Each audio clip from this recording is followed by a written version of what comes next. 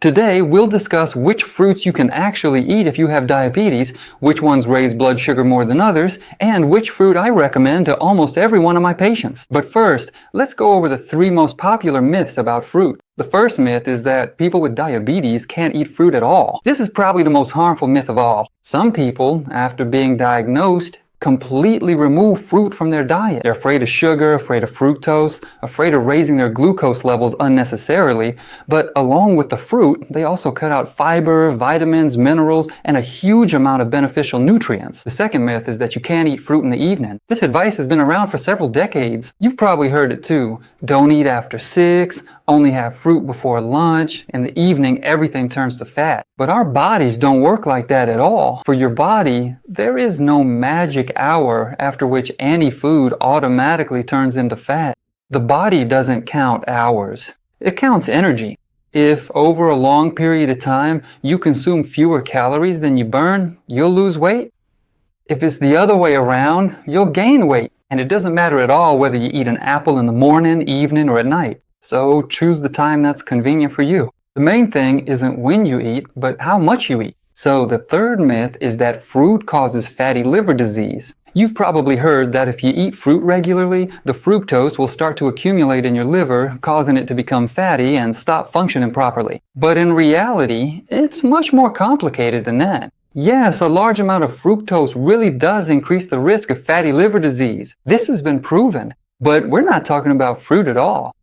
The problem arises when a person consumes an exceptionally large and excessive quantity of added fructose each and every single day from sweet drinks, soda, syrups, and processed sweet sauces. On average, a person only needs about 200 grams of fruit per day. That's about the size of 2 of your fists.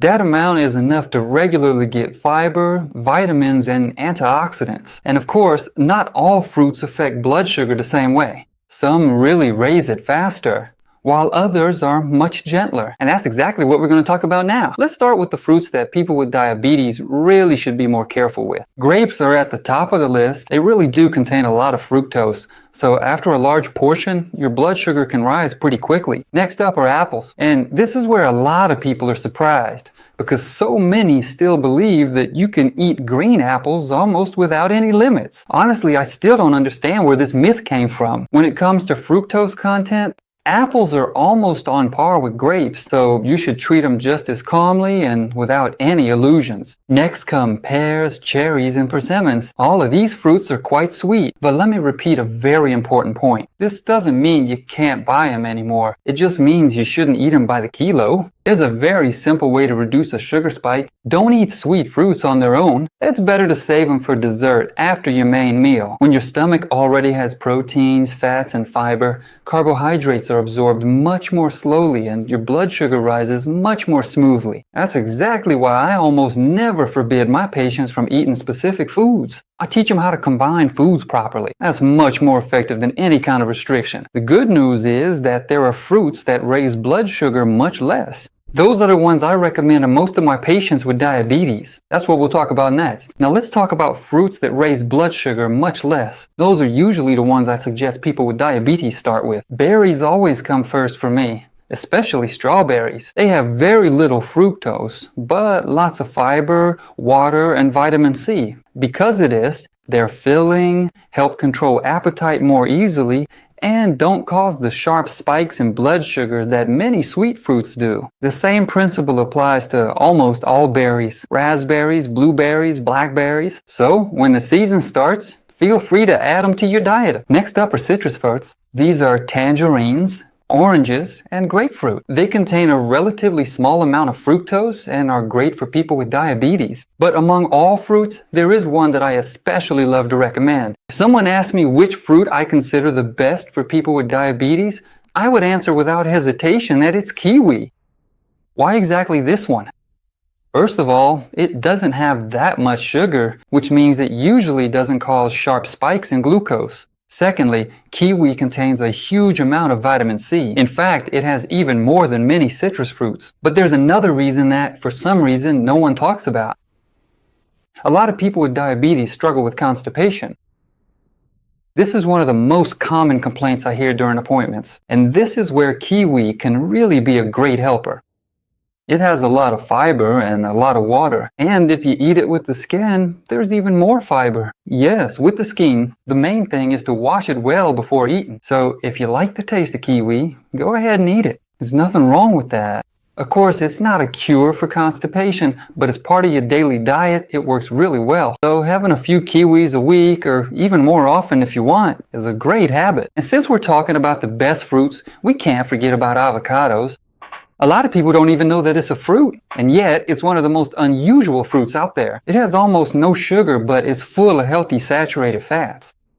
That's why eating avocado hardly raises your blood sugar at all. But there's one thing to keep in mind. Avocados are pretty high in calories, so you shouldn't eat them by the kilo. Half or even one small fruit a day is more than enough. You can add it to a salad, put it on toast, and get an excellent source of healthy fats. Now let's talk about dried fruits.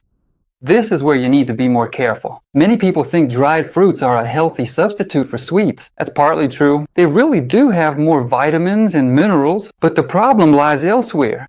When a fruit is dried, almost all of its water is removed, but the amount of sugar stays the same. You end up with a very small product with a huge concentration of carbohydrates, and it's much easier to eat a lot of it. For example, you're unlikely to eat 5 apricots in a row, but you could easily eat 5 dried apricots in just a minute. That's why you should treat dried fruits like a dessert. Don't completely forbid them for yourself, but don't forget about moderation either. One small handful a day is more than enough. Now, let's talk about frozen fruits.